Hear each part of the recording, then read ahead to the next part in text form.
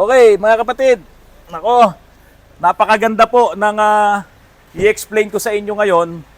Ipapaliwanag ko sa inyo kung paanong yung kasa ay nagkamali na naman, nawaw mali po sila.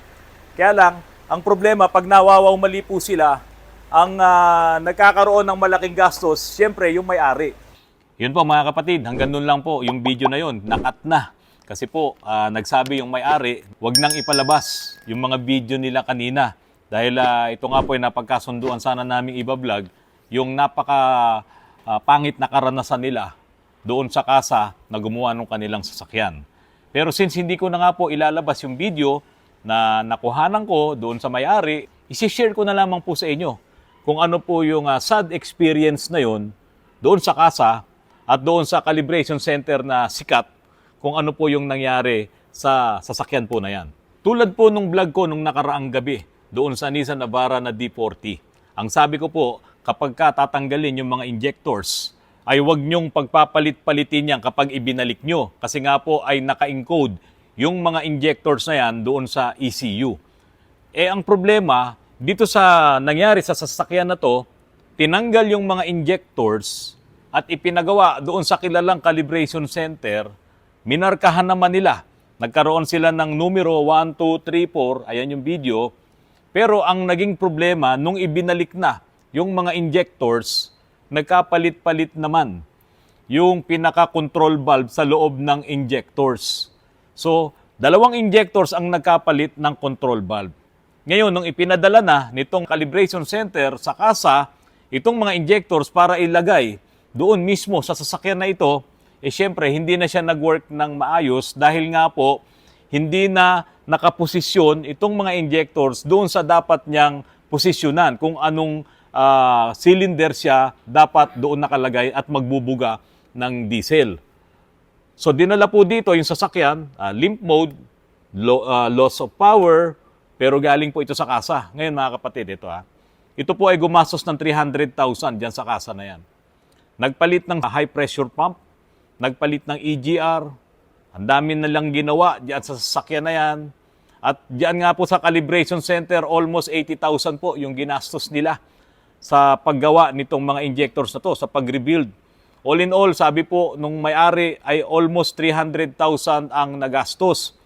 Pero ang ending, pumunta po dito kanina at inayos nga po namin dahil po yung mga injectors ay nagkapalit-palit ng posisyon, kaya po kami ay nag-injector coding. Yun na lang naman ang inayos namin dito. Pero ang tagal na nilang problema yan. Kaya nga sila pumunta dun sa kasa dahil merong fuel knocks daw na naririnig sila. So nung chinek ng kasa, may problema nga daw yung injectors, pinadala ngayon dito sa calibration center. Pinahiram muna sila ng injectors para magamit-gamit muna nila yung kanilang sasakyan. At nung nagawa na yung injectors after 1 month, ibinalik yung injectors dun sa sasakyan nila sa unit. Pero ang naging problema naman daw po na susunod, ayun nga pong high pressure pump after na makalibrate at ma-rebuild yung 4 na injectors. So pinalitan ng high pressure pump, after nun, wala pa rin. Yung kanyang mga injectors ay nilagyan naman ng numero 1, 2, 3, 4. Yun po ay para hindi magkapalit-palit kapag ibinalik na nila yung mga injectors dito mismo sa engine. Kaya lang, bilang isang calibration center sila, siyempre kakalasin talaga nila yung mga injectors. So doon ngayon ako naniwala na talagang kinalas nila. Bakit po? Yung mga control valve nagkapalit-palit. Parang ang nangyari doon, nabaliwala ngayon itong mga numero na inilagay nila dito sa mga ibabaw ng injectors, yung kanilang palatandaan. So ang nangyari doon, hindi siya kilala ngayon ng computer. So magkakaroon siya ng limp mode. Hindi siya magkakaroon ng power. Kaya kahit natama yung mga numero na minarka nila dito sa ibabaw ng injectors, nung ibinalik na nila doon sa engine, ay mali naman pala or nagkapalit naman yung control valve nitong dalawang injectors. Kaya ang nangyari po mga kapatid, nalito na sila ng husto. Pati si kasa, litong-lito na. Kasi nga po, tama naman yung ibinalik sa kanila nitong calibration center, may mga marka pa. Pero nung inilagay na nila sa makina, ayun, no, may problema pa rin. Inilabas na nila yung sasakyan diyan sa kasa dahil sumama ng loob, nagalit na yung may-ari, pero low power pa rin. So ang lesson dito mga kapatid, kayo po na may mga ganitong klaseng mga sasakyan, mga CRDI, kapag po nakarinig talaga kayo ng lagapak diyan sa inyong makina, kapag malakas yung tunog sa itaas at mahina sa ilalim, talagang yan ay fuel knocks.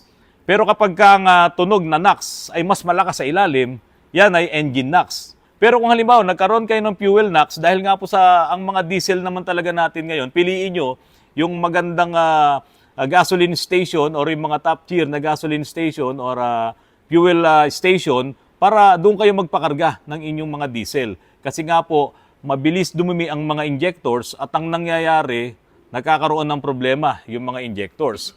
And once na ma-diagnose ng mga mekaniko na may problema kayo sa injector, siyempre ipapadala yan sa calibration center. May mga calibration na shop talaga na hindi kaya itong mga electronics. Kaya nga po, kami dito sa Autorans, marami na po kaming nagawang ganyan na hanggat maaari nga, kung magkaroon kayo ng issue sa low power, nagkaroon kayo ng issue sa fuel knocks, no? Dalhin nyo dito sa amin at aayusin po namin yan. Kayang-kaya po nating gawin yan. Pero itong mga recent issues, mga recent problems na nagagawa namin, bago dumating dito sa amin, ang dami nang napalitang pyesa kasi nagta-trial and error itong mga mekaniko na gumagawa. Dahil ang akala nila kapag ka nag-low power o kapag ka nag-fuel knocks or kapag ka nagbabibrate yung engine, ang akala nila may problema yung fuel filter, may problema yung high pressure pump, may problema yung common rail, yung mga sensors, ang daming pinapalitan. Pero sa totoo lang, ang karamihan po talaga na nagiging issue, itong mga injectors ay talagang nagkakaroon ng problema. Sana itong mga ganitong vlogs ay nakakatulong po sa inyo. Kung hindi nyo po mapapanood itong mga ganitong klase ng vlogs, baka ma-experience nyo yan at magpapalit-palit kayo ng mekaniko, hindi niya na alam kung anong gagawin, yung pala ay nagkapalit itong control valve ng dalawang injectors na sana ay isasalpak mo na lang doon sa makina mo. Kasi pwede namang wala kang scanner, kung isasalpak mo lang yung mga injectors, okay na yun. Basta hindi lang nagkapalit-palit. Wala nang problema yun. Pero since ito, nagkapalit yung control valve ng dalawang injectors, kailangan mo talaga ng magandang scanner para magkaroon ka ng injector coding. Diyan! May cake dito mga kapatid. Pinuntahan ako ni Sir Mars ng Repsol, Grand Toro Oro. Pinadalan po ako ng cake ng Grand Toro Oro. Maraming salamat po. Kasi po mga kapatid, nung nakarang araw, ako po ay nagdiwang ng aking 57 taon na birthday. Yan. Ito po ay bigay ng Grand Toro Oro. Muntik na mahulog, dumudulas na pala. Ayan. Salamat po Sir Mars. Salamat po Grand Toro Oro sa Repsol family. Maraming salamat po. Ngayon mga kapatid, balikan ko lamang po, no? Lahat po ng klase ng automatic transmission, ginagawa po namin. Kayang-kaya po namin gawin yan. Kahit yung mga European na mga brand ng mga sasakyan.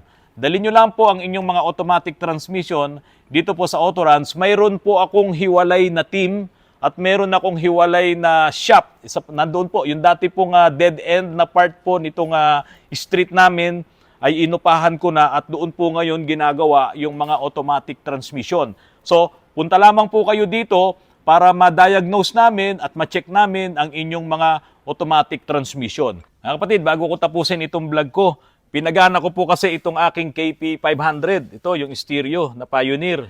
Ayan, pakinggan nyo po.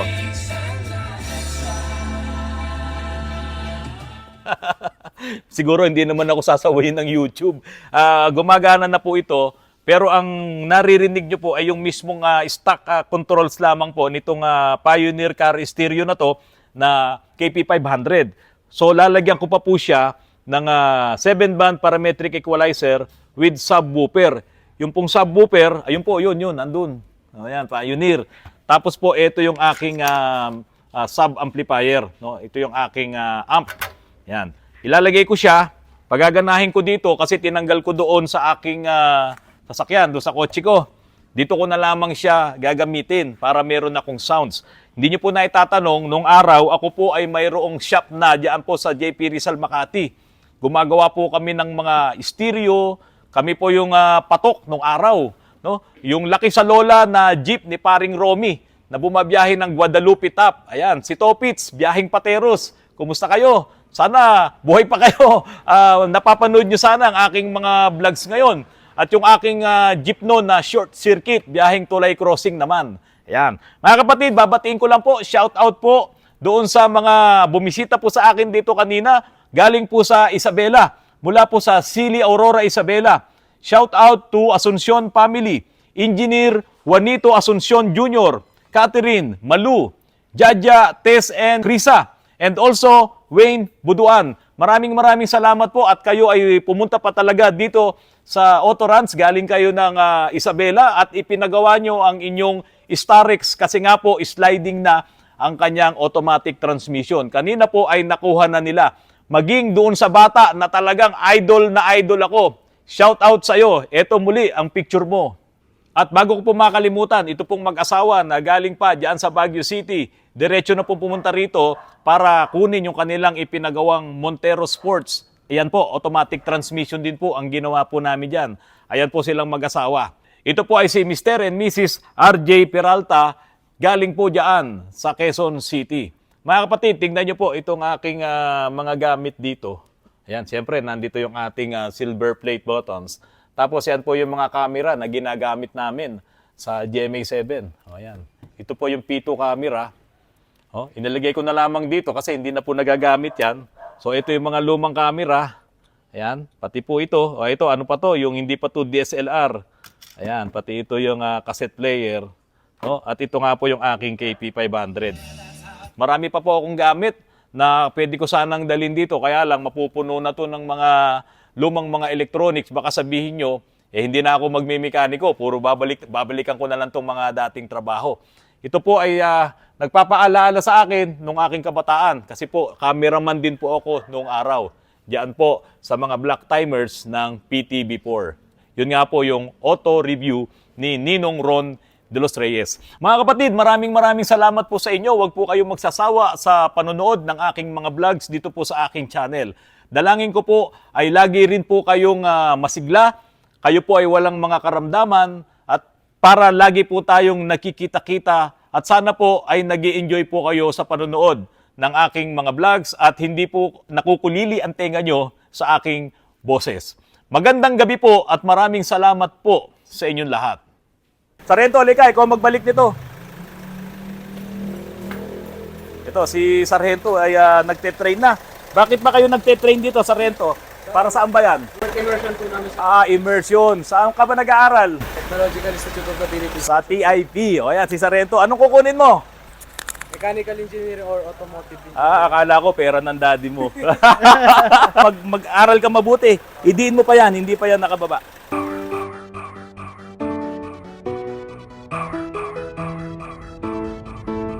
DJ Karen.